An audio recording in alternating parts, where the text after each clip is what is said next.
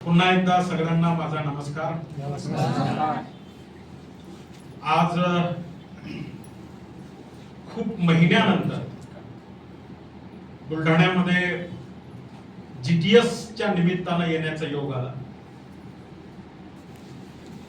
तसं अशा छोट्या छोट्या कार्यक्रमाला येण्याचा फार दुर्मिळ योग येतो,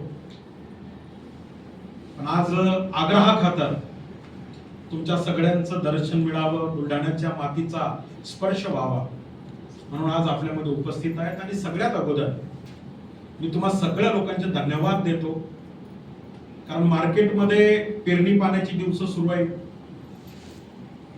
असं म्हणतात की वटीचा आणि मुठीचा फरक पडतो आणि शेतकऱ्याची लगबग खूप जोरात सुरू आहे। अशा परिस्थितीमध्ये आजच्या या GTS मध्ये छोट्याशा सेमिनार मध्ये आपण उपस्थित आहात।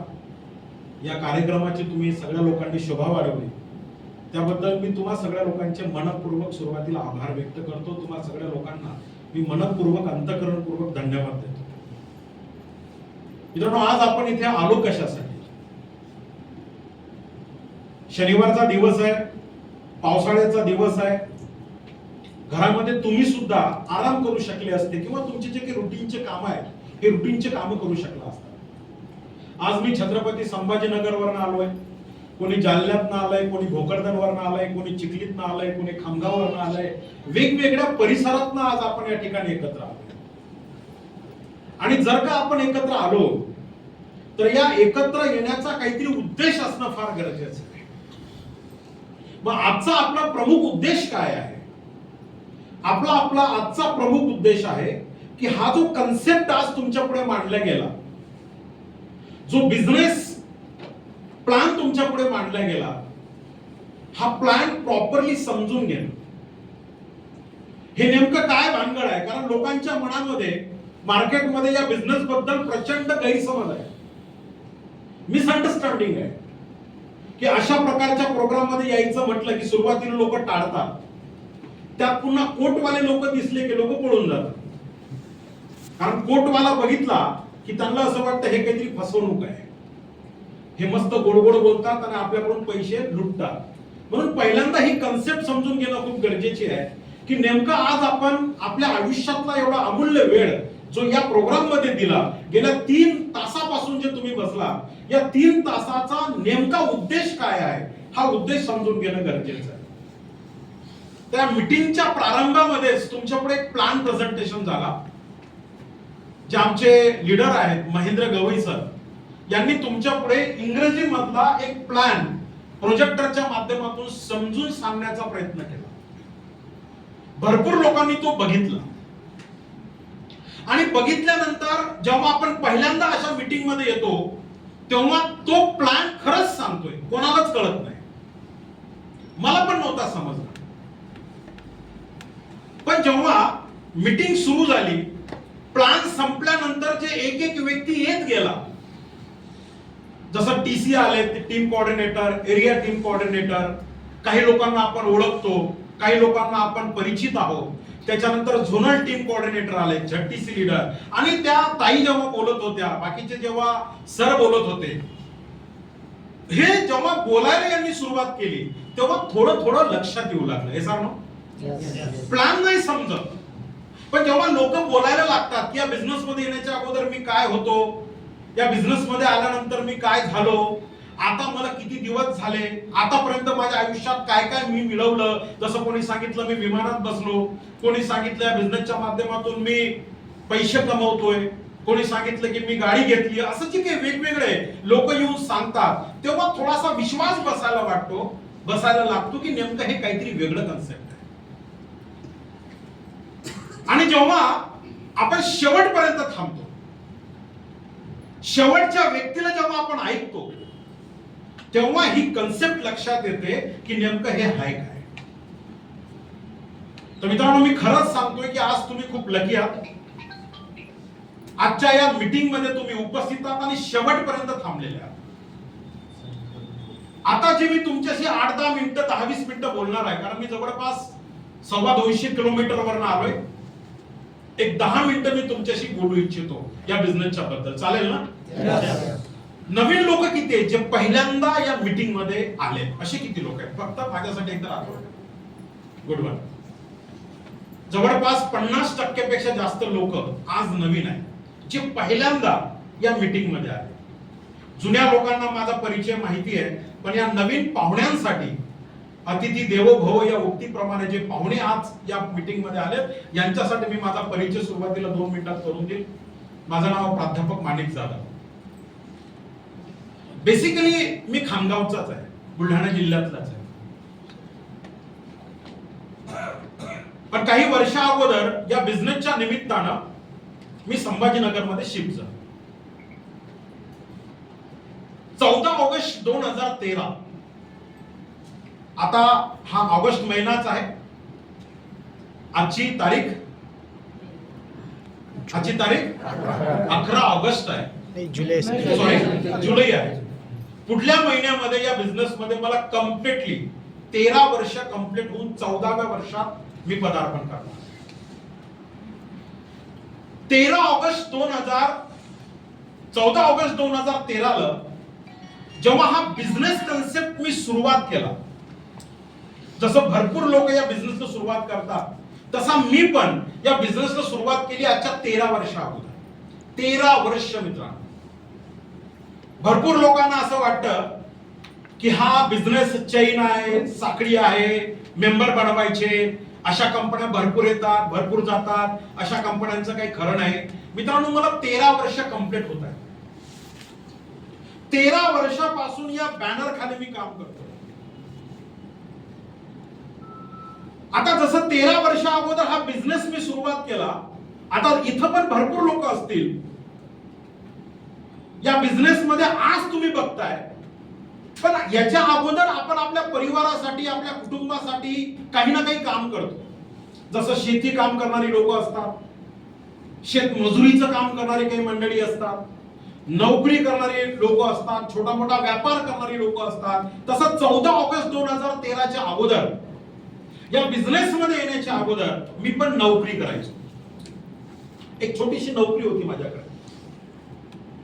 सन 2001 मध्ये मी नोकरीवर लागलो. सन 2001 ते 2013 पर्यंत जवळपास 12 वर्ष मी जॉब केला. आता जॉब असाच लागत नाही आपल्या इंडियामध्ये, महाराष्ट्रामध्ये. जॉब लागण्याच्या अगोदर आपल्याला शिक्षण घ्यावं लागतं.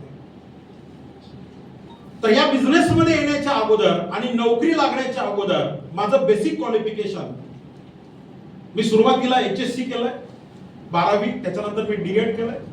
डीएड केल्यानंतर मी प्राथमिक शिक्षकाची नोकरी स्वीकारली. आय वॉज अ टीचर, मी शिक्षक होतो. त्याच्यानंतर मग मी एक्सटर्नल BA कंप्लीट केलंय. नंतर माझा बीएड ला नंबर लागला. नंतर मी बीएड कंप्लीट केलंय. त्याच्यानंतर मी माध्यमिक शिक्षक झालो. पुन्हा मी MA सायकोलॉजी केलंय, MA सोशोलॉजी केलंय, MEd केलंय, MPhil केलंय आणि जिल्हा शिक्षण प्रशिक्षण संस्था डाएट अंतर्गत एका अध्यापक विद्यालयामध्ये मी ऍज अ लेक्चरर म्हणून माझ्या आयुष्याची सुरुवात केली. माझी पहिली नोकरी परभणी, मराठवाड्यामध्ये. परभणीतनं हिंगोली जिल्हा, वसमत, त्याच्यानंतर नांदेड, हिंगोली, नांदेड आणि परभणी अशा 3 जिल्ह्यामध्ये जवळपास मी 12 वर्ष नोकरी केली. जेव्हा हा बिझनेस माझ्या आयुष्यामध्ये आला मित्रांनो, तेव्हा मला 54,000 रुपये पगार होता. 54,000. आणि 54,000 रुपये महिन्याचा पगार असताना अशाच एका मीटिंग मध्ये मोटिवेट होऊन हा बिझनेस करण्याचा मी निर्णय घेतला. आणि जेव्हा हा बिझनेस करण्याचा मी निर्णय घेतला तेव्हा मला लोकांनी वेड्यात काढलं. आजच्या 12-13 वर्षा अगोदरचा विषय आहे. मी जेव्हा लोकांना सांगायला सुरुवात केली की माय लाईफस्टाईल नावाची कंपनी आहे, जसं महेंद्र गवई सरांनी सांगितलं, असा असा प्लॅन आहे, 10,000 रुपये भरायचे, 2 लोक करायचे, हप्त्याला किती सुरुवात होता? 1200 रुपये आणि जास्तीत जास्त किती? 2 लाख. हप्त्याला 2,10,000. जसं आज महेंद्र गवई सरांनी जीव तोडून बेंबीच्या देठापासून तुमच्यापुढे प्लॅन प्रेझेंट केला, जेव्हा हा प्लॅन मी बघितला तेव्हा खरंच सांगतोय मला पण हसू आलं. हप्ता 1200 पटतो, पण आठवड्याला 7 दिवसाचं इन्कम 2,10,000, महिन्याचं इन्कम 8,40,000, वर्षाचं इन्कम 1 कोटी, हाऊ इट इज पॉसिबल? पटत नाही मित्रांनो.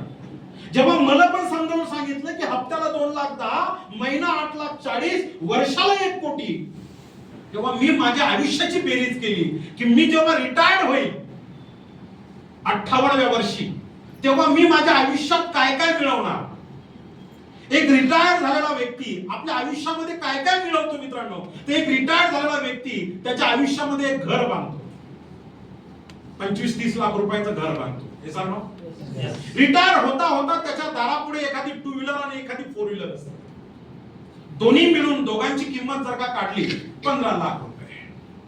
एका मुलीचं चांगलं शिक्षण आणि लग्न करतो, मुलीचं लग्न आणि मुलीच्या शिक्षणासाठी 25 लाख रुपये. एका मुलाचं चांगलं लग्न आणि चांगलं शिक्षण करतो, मुलाचा खर्च 25 लाख रुपये. 30-35 लाख रुपयाचं घर बांधलं म्हणून घरात 15 लाख रुपयाचं फर्निचर तयार करतो, 15 लाख रुपये फर्निचरला गेले. बायकोच्या अंगावर आपल्या अंगावर 10-15 लाख रुपयाचं सोनं घेतो आणि रिटायर्ड होत असताना बँक बॅलन्स म्हणून 10-15 लाख रुपये उशाला ठेवतो. आणि मी सगळं कॅल्क्युलेशन केलंय. 35 लाखाचं घर, 15 लाखाच्या गाड्या, 15 लाखाचं फर्निचर, 25 लाख मुलासाठी, 25 लाख मुलीसाठी, 10-15 लाख रुपयाचं सोनं आणि रिटायर्ड होता होता 15 लाख रुपये. म्हणजे एक रिटायर्ड व्यक्ती आयुष्यातली 25-30 वर्ष जेव्हा नोकरी करतो तेव्हा त्याच्या आयुष्याची बेरीज होते 1,30,00,000 रुपये. हे सांगतो. आणि ही लोक सांगतात वर्षाला 1 कोटी. इथं 30 वर्ष नोकरी करून 1.5 कोटी होत नाही. घाण्याच्या बैलासारखं रोज काम करावं लागतं. ऊन वारा पाऊस याचा विचार करावा लागत नाही. आणि हे 1.5 कोटी कमवण्यासाठी आपल्या आयुष्यातले तो 25-30 वर्ष जॉब करतोय, शेती करतोय, धंदा करतोय. 100% लोकांची ही सगळे 100% स्वप्न पूर्ण होत नाहीये. आणि ही लोक येऊन सांगतात की हा बिझनेस जर का तुम्ही सुरुवात केला आणि आपल्या आयुष्यातली 3-5 वर्ष जर का टाकली तर इथं हप्त्याला 2,10,000, महिन्याला 8,40,000, वर्षाला 1 कोटी. मी एकच गणित केलं, माणिक जाधव, आयुष्यभर नोकरी करून 1.5 कोटी रुपये मिळतील. इथं ही लोक जर का आपल्याला सांगतायत तर विश्वास ठेवायला काय प्रॉब्लेम आहे? पण बघा मित्रांनो, आपलं मानवी मन कसं आहे, लगेच विश्वास ठेवत नाही, लगेच विश्वास ठेवत नाही. आणि म्हणून मी पण लगेच विश्वास नाही ठेवला. अशा एका मीटिंग मध्ये येऊन बसलो. मी मीटिंग आजच्या 13 वर्ष अगोदर नांदेडमध्ये पाहिली. जसं तुम्हाला कोणीतरी आणून बसवलं तसं मला पण एका व्यक्तीनं अशा मीटिंग मध्ये आणून बसवलं होतं आजच्या 13 वर्ष अगोदर. आणि तुम्ही ऐकून खरंच आश्चर्यचकित व्हाल की ज्या व्यक्तीने मला या बिझनेस मध्ये आणलं, ज्या व्यक्तीने मला हा बिझनेस मध्ये माझा फॉर्म फिलअप केला, ऍक्सिडेंटली बळजबरी या धंद्यामध्ये मला ढकलून दिलं, तो व्यक्ती माझ्या परिचयाचा होता, माझ्यापेक्षा वयाने लहान होता, माझ्यापेक्षा शिक्षणाने कमी होता, माझ्यापेक्षा पगाराने कमी होता. मित्रांनो, ज्याला मी 2 वर्ष डीएड कॉलेजमध्ये शिकवलं त्या विद्यार्थ्यांनी मला बिझनेस मध्ये जॉईनिंग केलं, ज्याला मी शिकवलं 2 वर्ष.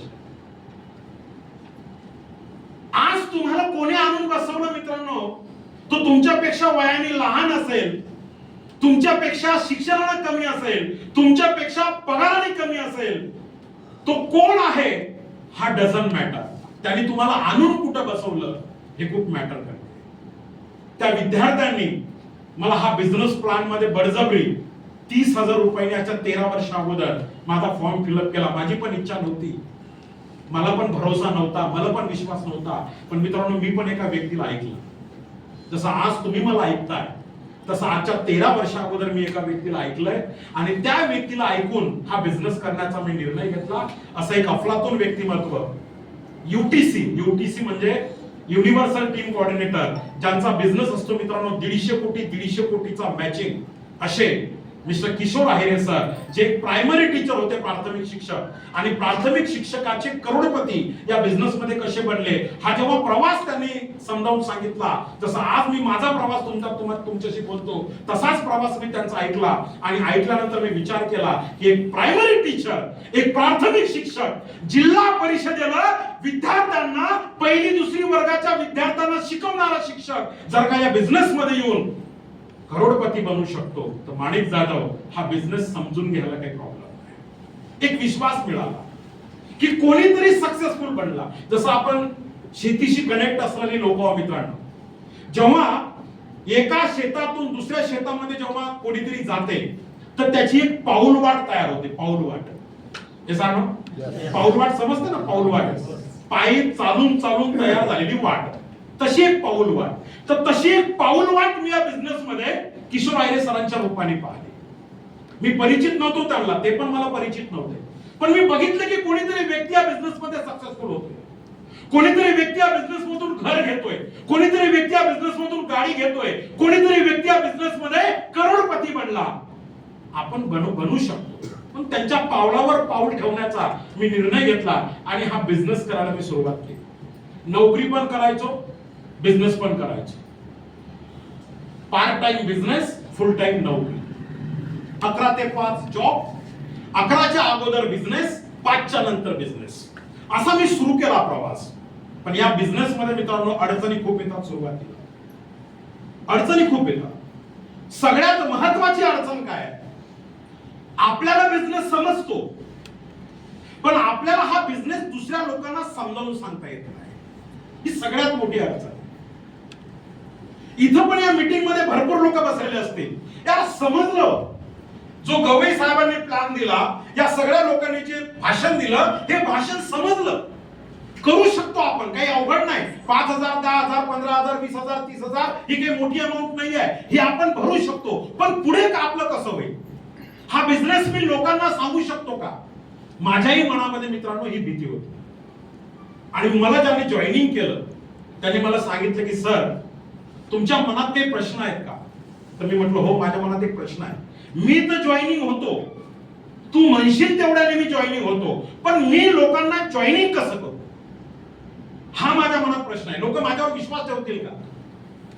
तर मित्रांनो सुरुवातीला त्यांनी मला विश्वास दिला, थोडा कॉन्फिडन्स दिला. मला बोलला सर चिंता करू नका, मी तुमच्या सोबत आहे. आज ज्याही व्यक्तीने तुम्हाला आणून बसवलं मित्रांनो, त्याच्या तोंडून तुम्हाला हा शब्द, हे वाक्य निश्चित ऐकायला भेटणार की तुम्ही चिंता करू नका, मी तुमच्या सोबत आहे. आणि हेच वाक्य आजच्या 13 वर्ष अगोदर मला त्या विद्यार्थ्यांनी सांगितलं की सर तुम्ही चिंता करू नका, मी तुमच्या सोबत आहे, आपण मिळून करू. मित्रांनो मार्केटमध्ये हे वाक्य बोलणारी लोक नाहीये, खरं सांगतो नाहीये की आपण मिळून करू. जसं एक किराणा दुकानदार आपल्या गल्लीमध्ये किराणा दुकान टाकतो आणि त्याची अचिव्हमेंट बघून, त्याचा सक्सेस बघून, त्याची प्रगती बघून आपण जर का विचार केला की यार आपण पण या गल्लीमध्ये किराणा दुकान टाकूया, आणि त्याला जाऊन जर का आपण विचारलं की मी किराणा दुकान टाकतो, मला मदत करशील का? काय म्हणेल तो किराणा दुकानदार? आवाज नाही आला का बरं?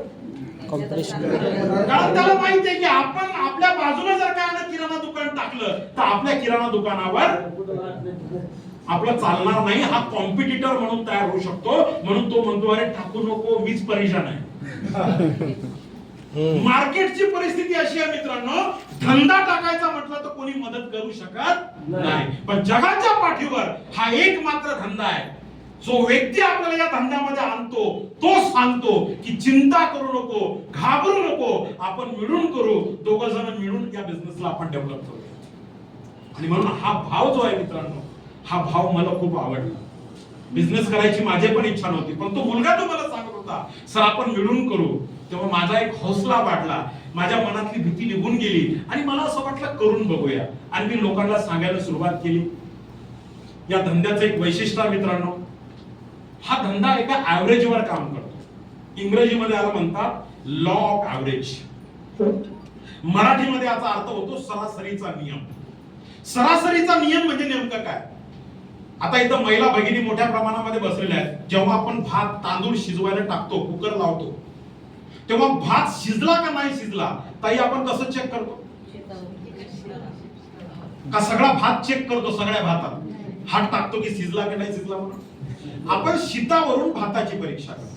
म्हणजे 2-3 शीत काढतो, त्याला चेक करतो शिजला का नाही, आणि त्याच्यावरून आपण अंदाज लावतो की 3-4 दाणे 5-7 दाणे जर का शिजले तर पूर्ण कुकरचा तांदूळ जो होता हा सगळा शिजला असेल. याला म्हणतात लॉ ऑफ ऍव्हरेज, सरासरीचा नियम. जेव्हा तुम्ही 10 लोकांना सांगता तेव्हा त्याच्यातले काहीच लोक तुमचा बिझनेस स्वीकारतात. आणि हा नियम मला पहिल्या मीटिंग मध्ये समजला होता. मी आज तुम्हाला तेच सांगणार आहे. चिंता करू नका. जेव्हा तुम्ही या बिझनेसला सुरुवात करणार, तुम्ही 2 लोकांना सांगितलं, 2 लोक रिजेक्ट करतील. 4 लोकांना सांगितलं, 4 लोक रिजेक्ट करतील. 10 लोकांना सांगितलं, पण 10 पैकी तुम्हाला 10चे 10 रिजेक्ट करणार नाही. त्याच्यातली एखादा 2 हो म्हणू शकतो. म्हणून कधीच वाईट वाटून घ्यायचं नाही. या धंद्यामध्ये सुरुवातीला लोक जेव्हा येतात मित्रांनो, डिस्ट्रीब्युटर, लीडर, हे पहिल्याच मीटिंग मध्ये परेशान होतात. सर आम्ही तर लय लोकांना सांगितलं, एक पण नाही आला. टेन्शन घेऊ नको. नाही आला तर नाही आला, याचा अर्थ असा नाही की तुझा धंदा चालणार नाही. 100% चालणार आहे. मित्रांनो, ही सत्यता माझ्या लक्षात आली. लोकांना सांगत गेलो, लोकांशी बोलत गेलो, चर्चा करत गेलो. एकाचे 2 झाले, 2चे 4 झाले, 4चे 8 झाले, 8चे 16 झाले, 16चे 32 झाले. आणि बघता बघता बघता बघता आज 14 वर्षामध्ये मी काम करतोय. आणि या 14 वर्षाच्या नंतर जेव्हा आज मी पाठीमागे वळून पाहतो मित्रांनो, तेव्हा 2-4 लोकांपासून सुरू झालेला हा बिझनेस आज 4 लाख लोकांपर्यंत जाऊन पोहोचला.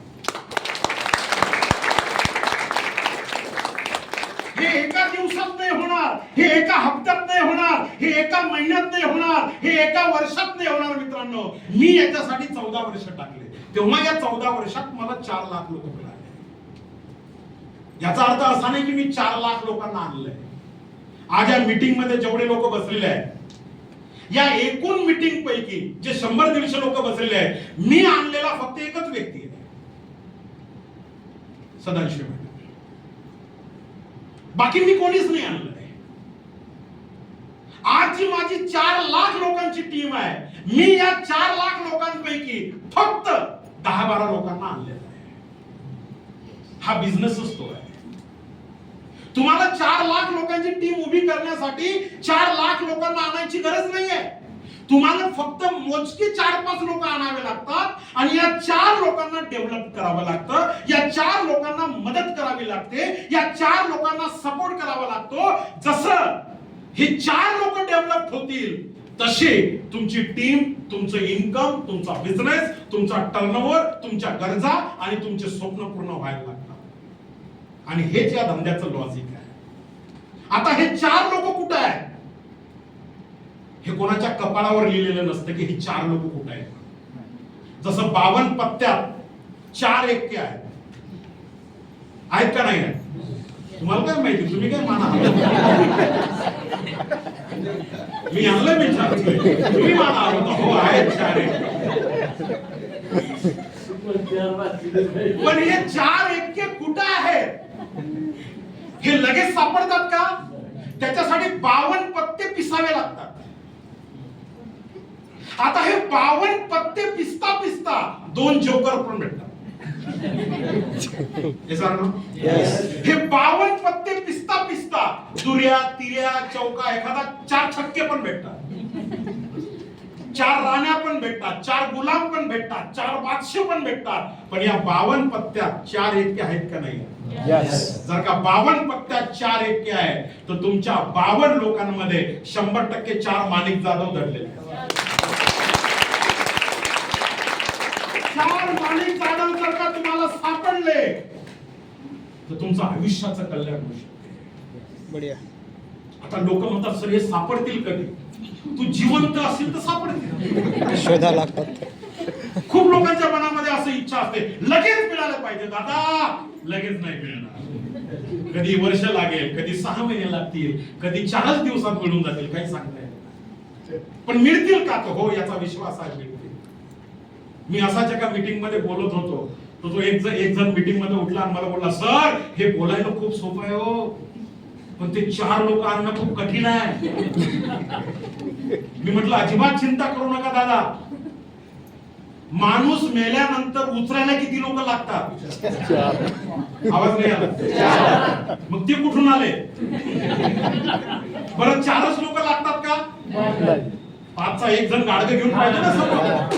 बरं 5वर कार्यक्रम होते का? पाठीमागे 100-150 उभे असतात, चालत असतात. मग एक मेलेला माणूस जर का 100-150 लोक उभे करू शकतो, चमायला आपण तर जीवन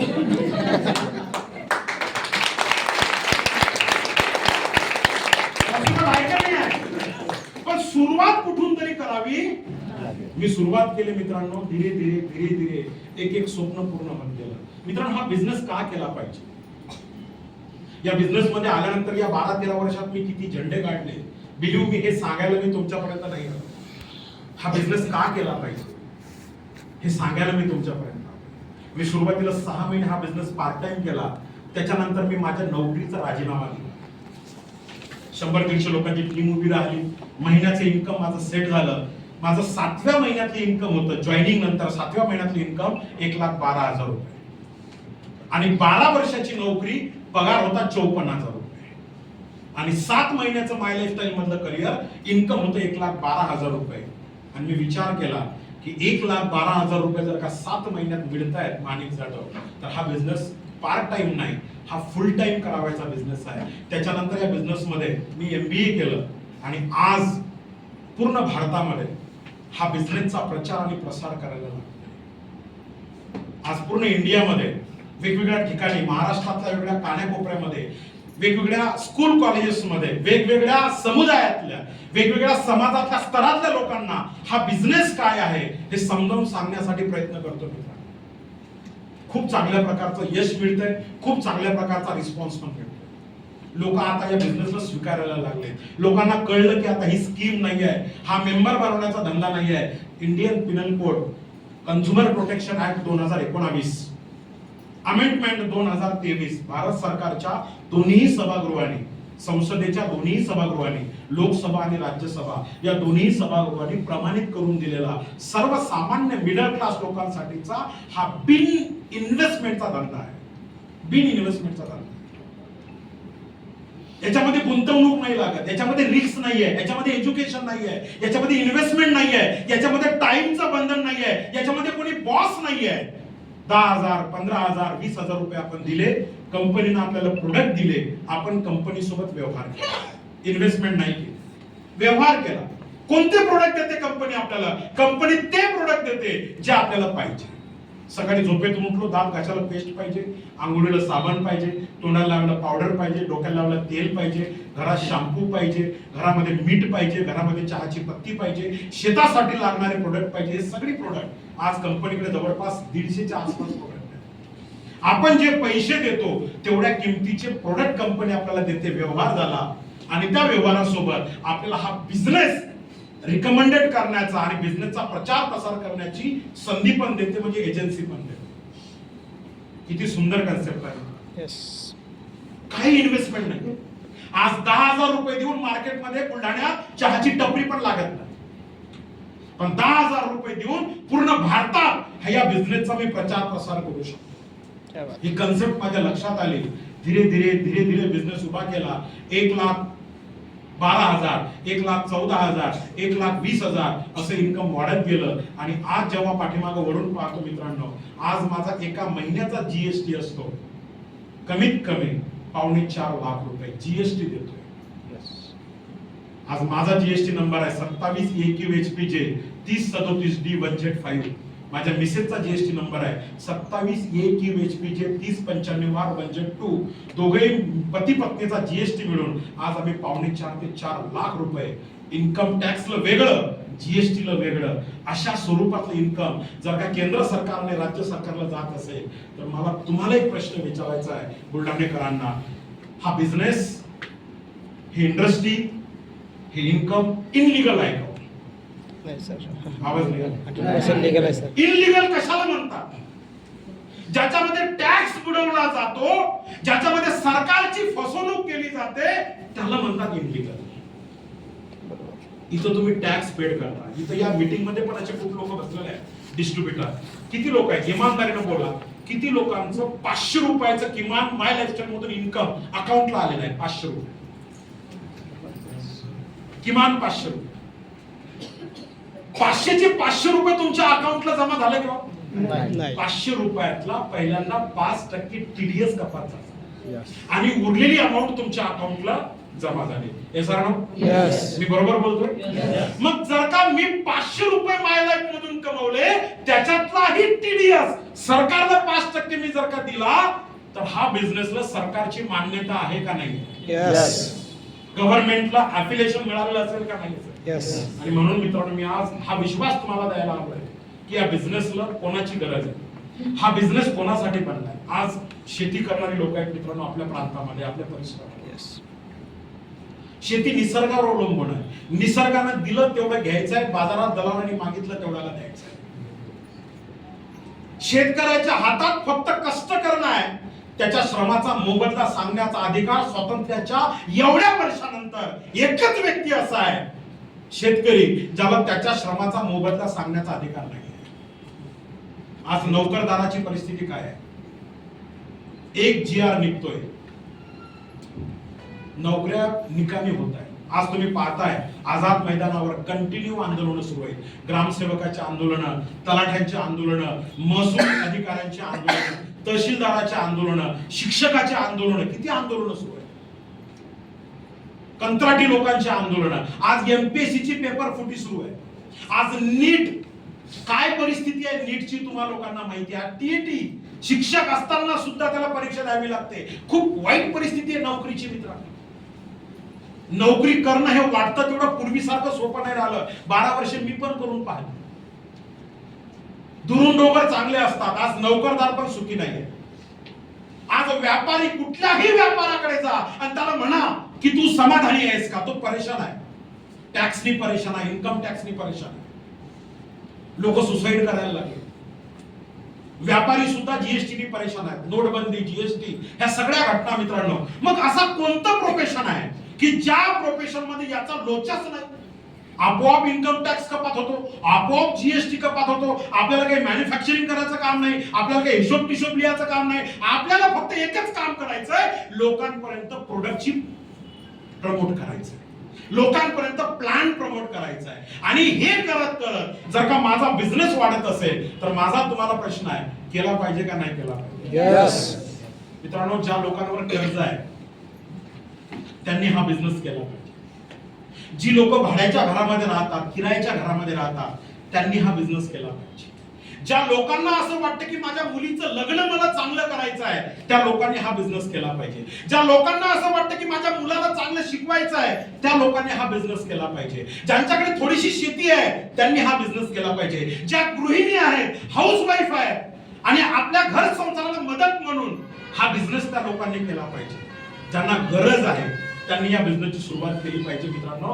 म्हणून ही कुठली चेन नाही आहे, हा कुठला स्कीम नाही आहे, हा कुठला मेंबर बनवण्याचा धंदा नाही मित्रांनो. Indian Pinal code 1978 section B प्रमाणे भारत सरकारने प्रमाणित करून दिलेला हा लीगल बिझनेस. मी परवा एक स्टोरी वाचत होतो मित्रांनो. एक केस स्टडी मी करत होतो आणि ती केस स्टडी करत असताना मी 2 स्टोऱ्या वाचल्या. बिझनेस मध्ये काय ताकद असू शकते. बिझनेस छोटा असू द्या नाही तर मोठा असू द्या, बिझनेस मध्ये काय ताकद, 2 स्टोरी मी तुमच्या पुढे आज मांडणार आहे. आज इथं महिला भगिनींची संख्या जास्त आहे म्हणून मला ह्या स्टोरी आठवल्या. पहिली स्टोरी आहे मित्रांनो 1959 ची. जरा लक्षपूर्वक ऐका. ही लाईव्ह आहे. ही कुठली कादंबरीतली किंवा कुठलं कथानक नाहीये. एक राजा होता आणि त्याला 2 बायका होत्या असं नाहीये. ही रिअल स्टोरी आहे.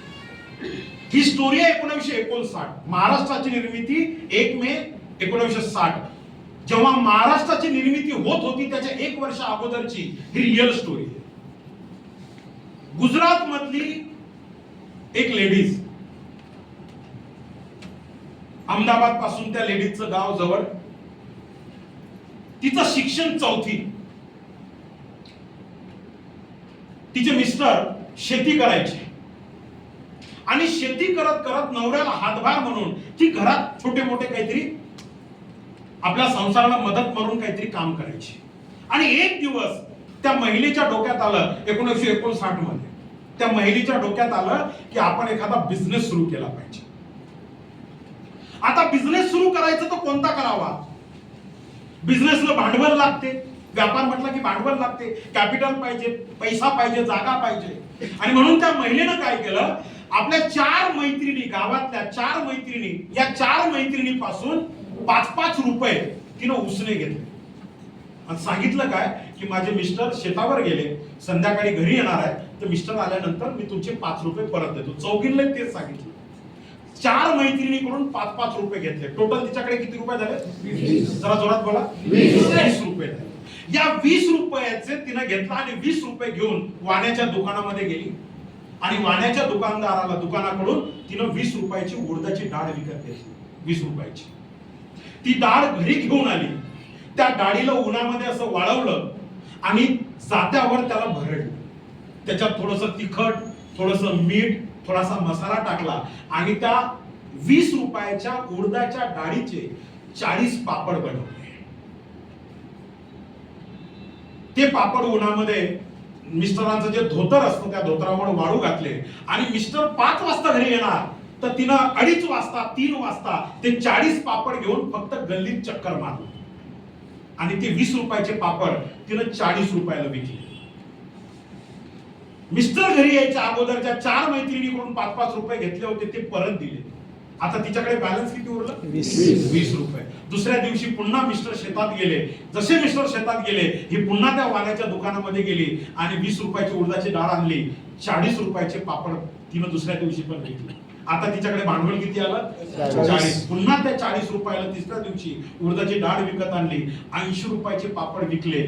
आता भांडवल वाढलं का नाही वाढलं? 80 रुपयाचे 160 रुपये झाले, 160 रुपयाचे 320 रुपये झाले आणि असं करत करत भारतामध्ये महिलेनं सुरू केलेला एक उद्योग समूहाची निर्मिती झाली, ज्या उद्योग समूहाचं नाव आहे लिज्जत पापड उद्योग समूह.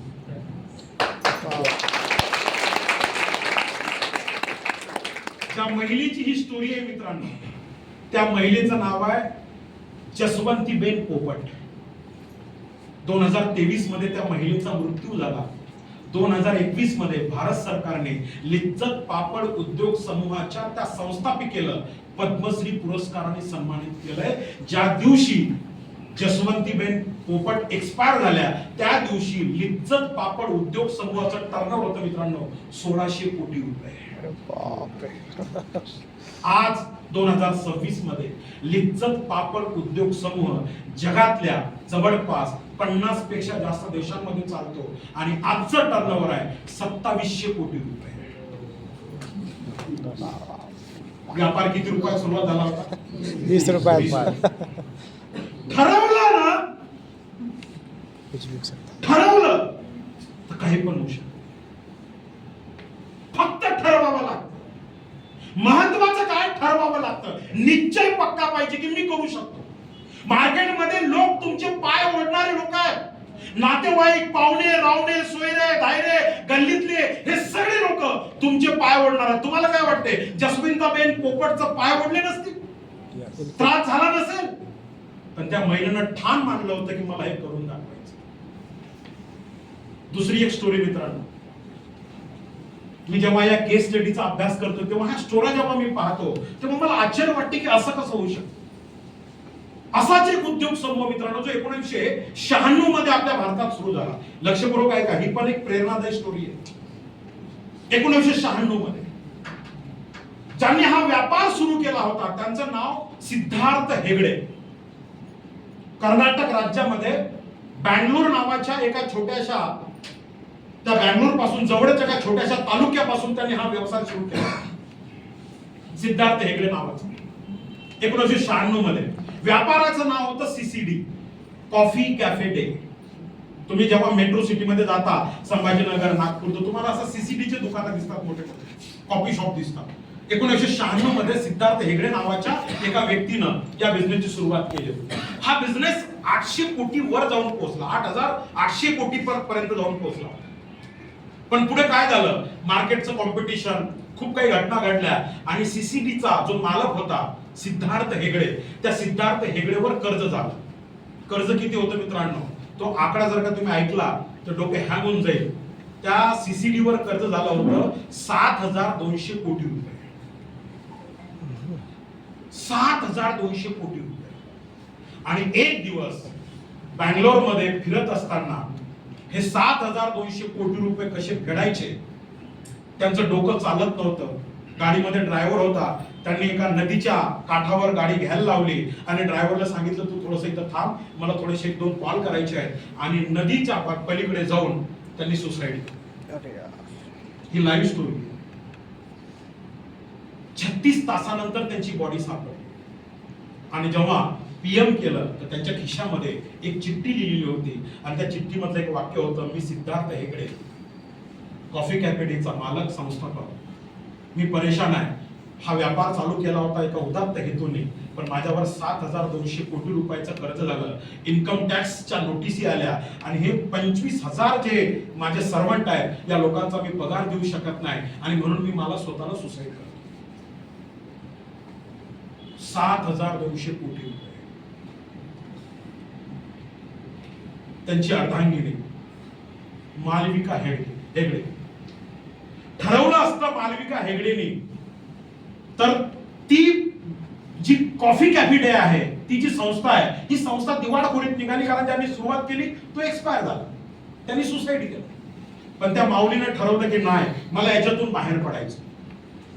आपल्या 25,000 जे डीलर्स आहेत त्या 25,000 डीलर्स लोकांना एकत्र केलं, एक कमिटी बनवली आणि स्वतः सीईओ पद घेतलं की आजपासून माझ्या मिस्टरांच्या उपरांत मी या कंपनीची सीईओ.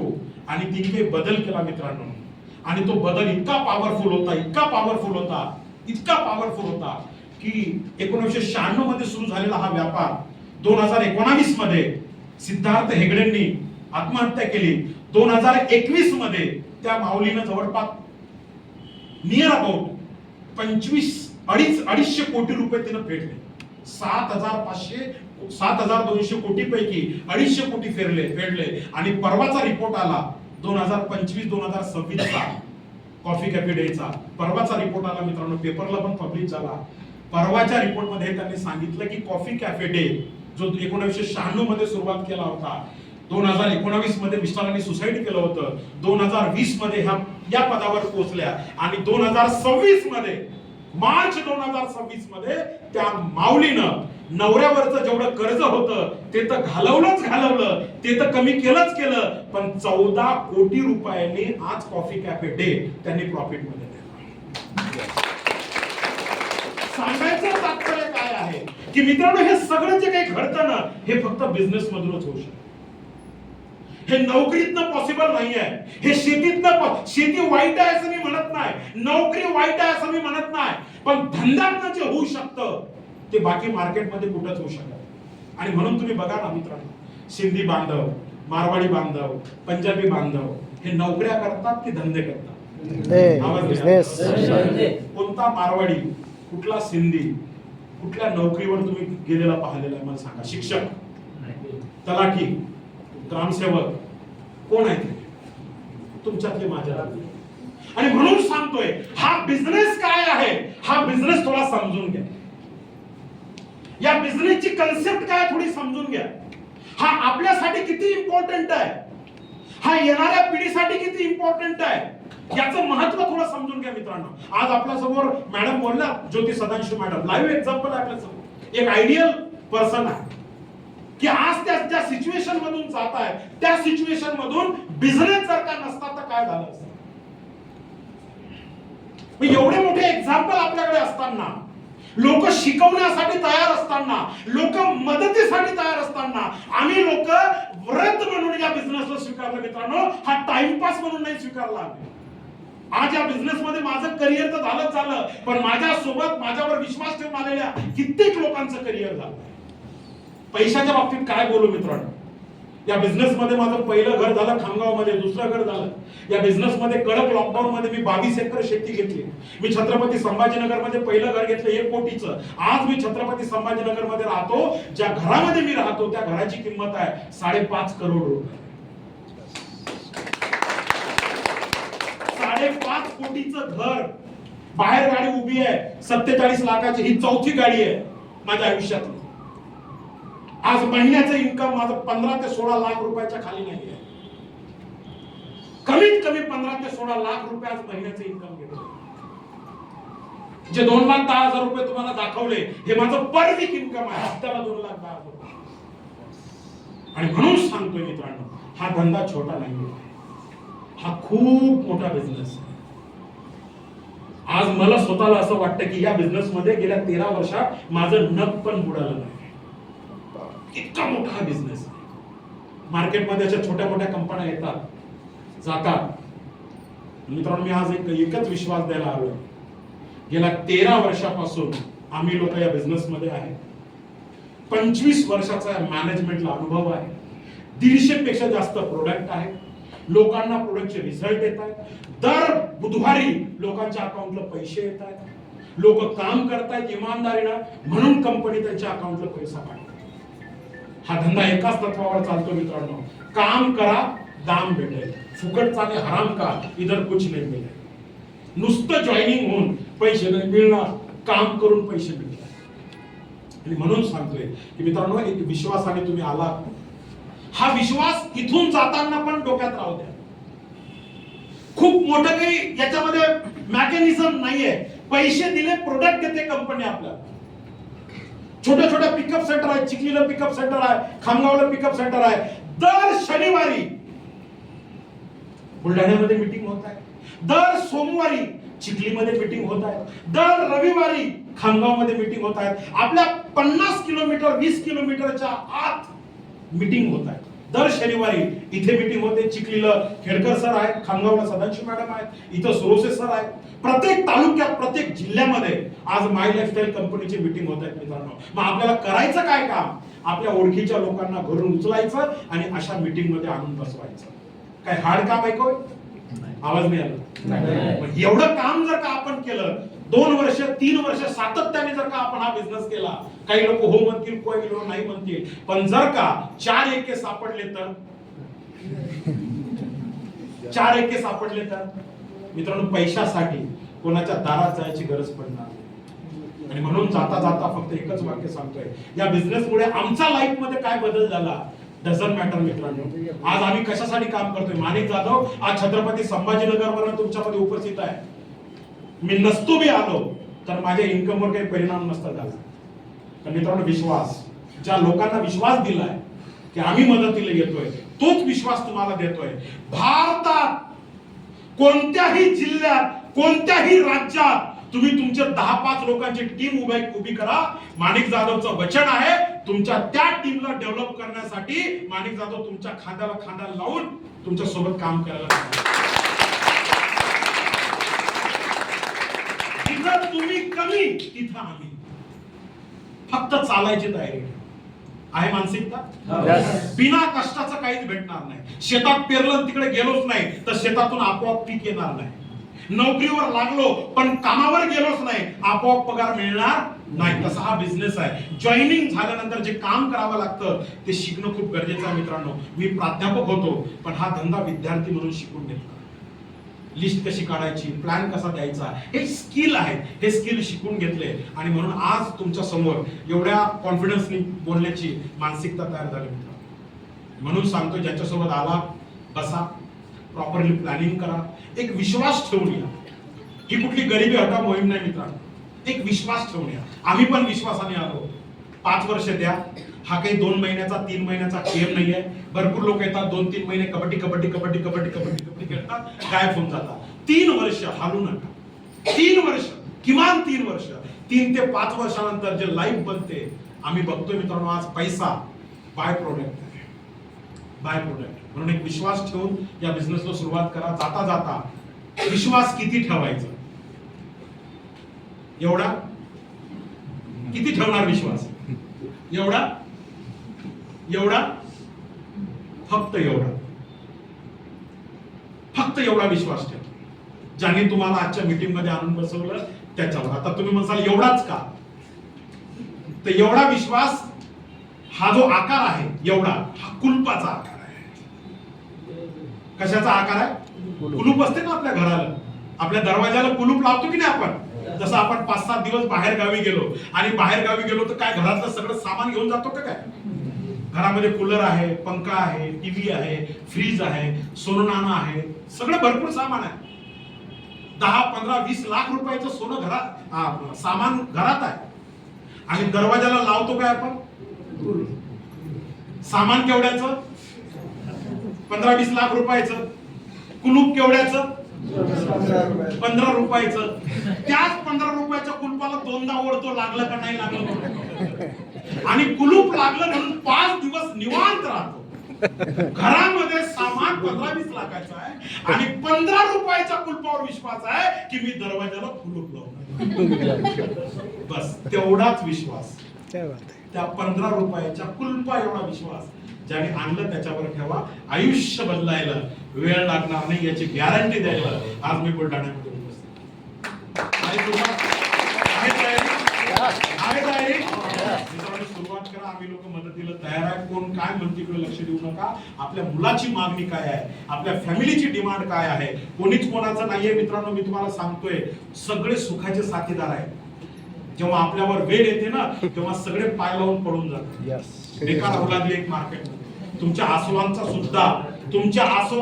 सुद्धा सौदा करणारी लोक मार्केटमध्ये आहेत. म्हणून स्वतःचं अस्तित्व निर्माण करा, स्वतःची स्वावलंबी बना, आत्मनिर्भर बना, कोणावर डिपेंड राहू नका आणि लाचार न बनता स्वाभिमानाने आत्मनिर्भर बनून माय लाईफस्टाईलचं रोपटं तुमच्या हातात आहे, त्याला लावा, त्याला वाढवा, त्याला खत पाणी घाला. आम्ही लोक मदतीला तयार आहे. मिळून काम करू आणि एक नवीन आर्थिक क्रांती आपल्या परिवारामध्ये, आपल्या समाजामध्ये आणि आपल्या राज्यामध्ये, आपल्या देशामध्ये तयार करण्याचा प्रयत्न करूया. तुमची साथ लागेल. 2 पावलं तुम्ही चाला, 98 पावलं आम्ही चालतो आणि अशा प्रकारे क्रांती आपण उभी करू शकतो. मित्रांनो, पुन्हा एकदा सांगतो, ज्यांच्यासोबत आलात बसा, प्रॉपरली प्लॅनिंग करा. आजच्या या प्रोग्रामचे ऑर्गनायझर सुरोसे फॅमिली यांना धन्यवाद की आज मला इन्व्हाइट केलं. सदाशिव मॅडम यांचे धन्यवाद, आज मला इन्व्हाइट केलं, आज माझा मान सन्मान केला. हा सगळा मान सन्मान मी तुम्हाला समर्पित करतोय आणि ईश्वर अल्लाह खुदा परमेश्वर तुम्हाला सद्बुद्धी देव आणि हा बिझनेस एका वेगळ्या दृष्टिकोनातून, एका वेगळ्या सजगतेनं तुम्ही सुरुवात करू ह्या शुभेच्छा देतोय आणि माझं लांबलेलं भाषण या ठिकाणी थांबवतो. पुन्हा एकदा आपल्या सगळ्यांचे आभार, धन्यवाद. जय हिंद.